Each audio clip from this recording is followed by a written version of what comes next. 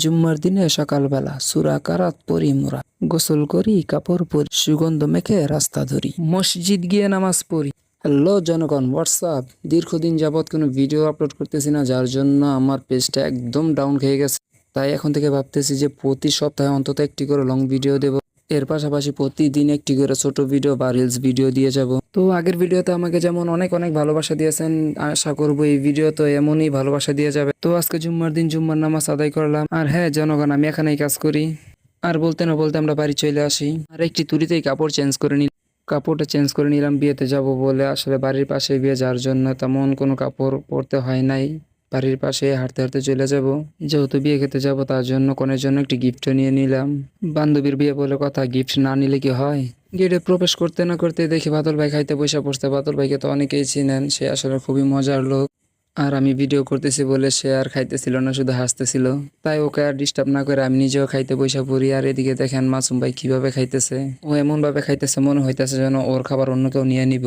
আসলে দিনটা তো শুক্রবার, তাই সবাই একসাথে চলে আসছি।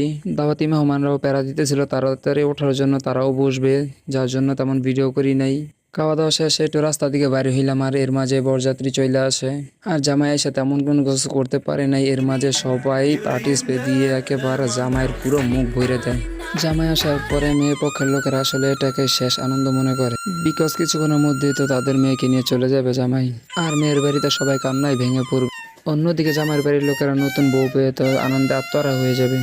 এই জন্যই মেয়ের বাড়ির লোকেরা গেট ধরে টাকা নেয় এবং কিছু আনন্দ ফুর্তি করে আর কি। জামাইকে খাবার দিয়ে চলে আসি বিয়ে বাড়ি থেকে। বিয়ে বাড়ি তার বেশি সময় না দিয়ে চলে আসলাম একটু ঘোরাঘুরি করতে। আর এখানে এসে আমরা ছবি তুলতেছিলাম।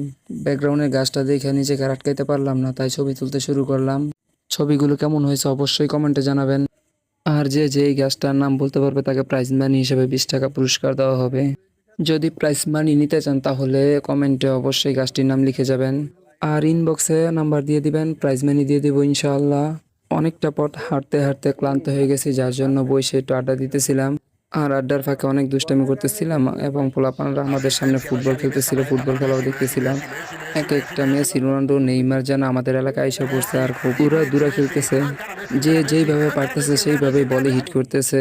আর আমরা খেলার দেখার চাইতে বেশি গল্পই করতেছিলাম। পরিবেশটাও খুব সুন্দর, সামনে বিশাল বড় একটি চক এবং পাশে পোলাপানে ফুটবল খেলতেছে। এর চাইতে সুন্দর ভিউ আর কোনো হতে পারে না আমার কাছে মনে হয়। তো আজকের ব্লগটা এখানে শেষ করতেছি, দেখা হবে আবার নতুন কোনো ব্লগে। সে পর্যন্ত সবাই ভালো থাকবেন, সুস্থ থাকবেন। খোদা হাফেজ।